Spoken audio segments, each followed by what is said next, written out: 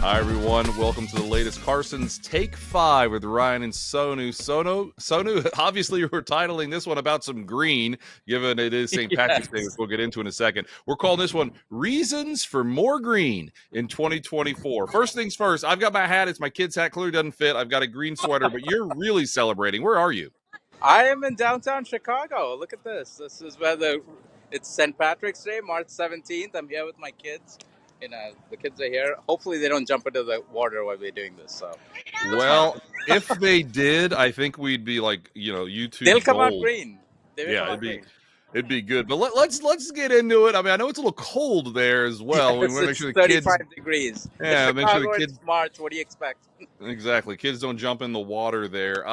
So we've had a lot of green so far this year, Sonu. After the 50th day of the year, which was just last week, S&P's up over 8%. We've had a lot of gains. I mean, what are a couple of reasons? We've been bullish, but what are a couple of reasons, in your opinion, we could still see more green, again, to celebrate St. Patrick's Day, more green the rest of this year? Look, the economy is doing well. I'm just looking at the number of people here on a Sunday morning. It's amazing how many people are out and about. Despite a lot of people probably hung over from yesterday too. So, but look, the economy is doing fine. And you think about why is that a good thing, and connecting that to markets. Well, profits for companies come from a good economy, and profits are going higher. Profit expectations are going higher. Earnings expectations are higher. Companies are spending more on capital expenditures. We're seeing that. We see that in the forward-looking CapEx data. I'm tearing up because I'm so emotional. You get so excited talking about CapEx. Yeah. But then even in the hard macro data, we just got industrial production data last week, and that's looking good. That came out above expectations. High-tech spending, Ryan. High-tech spending is up 25% year over year, right? So that's huge, despite all the surveys saying manufacturing is down in the dumps. You look at defense production, that's up about 12% year over year, something like that. So all of that is positive. It's good for the economy. It's good for profits. Exactly. It may be good for a little more green the rest of this year. So 20 weeks ago right now, we were right at that weekend where we were in a market correction, down 10%. Everyone was bearish. Everyone was talking about how the end of the world was near. On these very videos, we said we didn't believe that. Now, Sonu, 20 weeks later, S&P is higher, 16 of them. That's up 16 out of 20. We were down the last 2 weeks, barely. So, hey, you can't go up every week. But also up 24% on the S&P the last 20 weeks. Think about that, 24%. That's what we gained like last year. All right, that's incredible. So here, I took a look, Sonu, 22 other times we had at least a 20% gain in 20 weeks on the S&P. All the listeners need to know is this. 1 year later, S&P up about 13% on average, but here's the real good one. Up 21 out of 22 of those times a year after a 20% gain in 20 weeks. I mean, just truly amazing. And I do have one more quick one. We just hit the 50th day of the year. Looking at this, make sure I read it correctly here.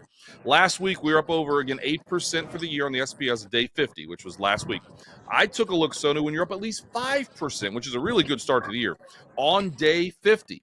The rest of the year has been higher. Are you ready for this? 24 out of 25 times. Wow. We're up at least 5% on day 50. The average return the rest of the year was like almost 13%. Could you imagine if we gained 13 more percent from right here? The Bears' heads very well might explode. But Sonu, we're kind of getting near the end of this.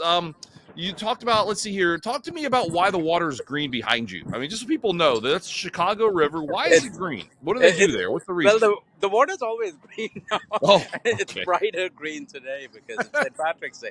So every St. Patrick's Day or the Saturday around St. Patrick's Day, they dye the river. Now they actually use a vegetable dye, so they're trying to be green and green. So there you go. There you go.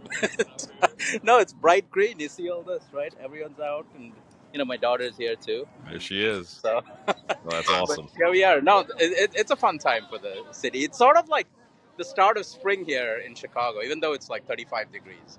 Well, hopefully warms up a little. So we've talked about profits. They're coming back. We talked a little bit about companies investing in themselves. Let's talk about profit margins. Last week in the Take 5 video, we talked a little bit about productivity. I don't want to spend too much time on productivity, but let's just say this. Productivity is running high. Why does higher productivity help profit margins? And why are profit margins important for some more green the rest of this year?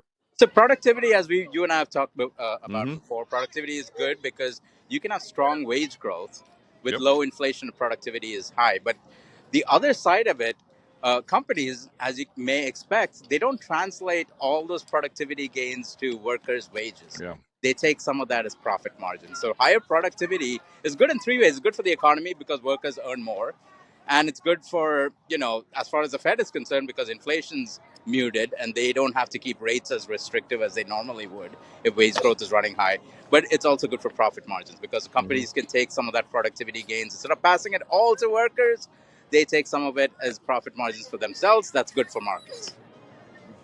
That's great news. So again, this is the latest Carson's Take 5. While we see some more green coming in 2024.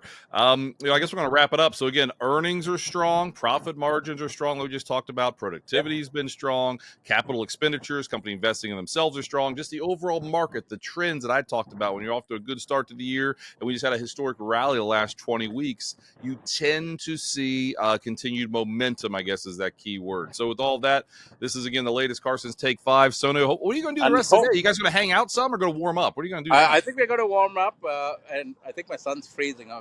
Hopefully, my kids haven't jumped in the water yet, but maybe they'll come out I'm looking green. down. I don't see them yet, so I'll let I you saw go. somebody But kayaking behind me. oh my, So. don't fall in there. There you go. Well, everybody, here's to some more green in 2024. We'll see you next week. Take care. Thank you.